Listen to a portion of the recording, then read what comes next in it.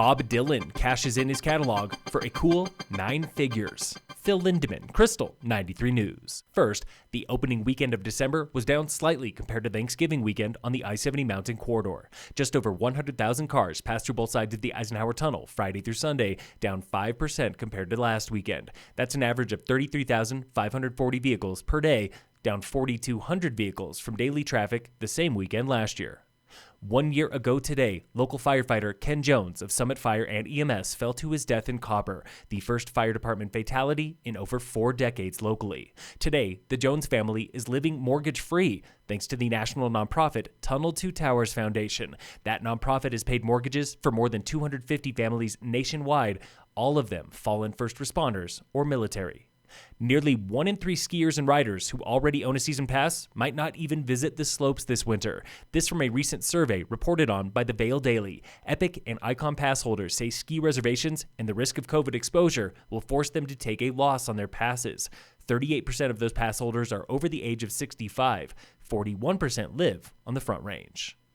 Bob Dillon has sold out. Multiple agencies report the folk icon has sold his entire catalog to Universal Music, more than 600 songs worth an estimated $300 million.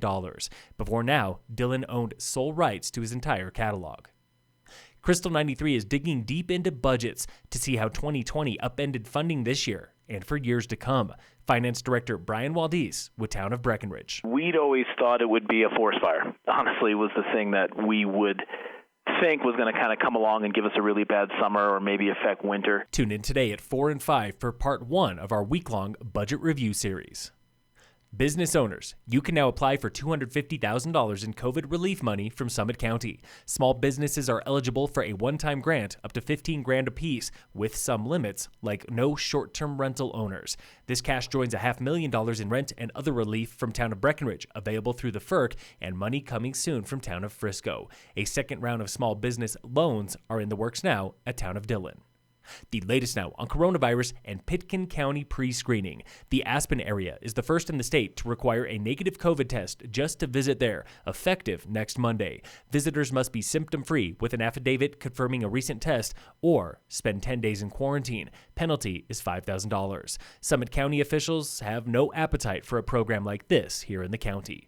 Summit County's latest infection rate is 1,156 per 100,000 people, the lowest in 10 days, but with a positive test rate of 9.3%, rising since late November.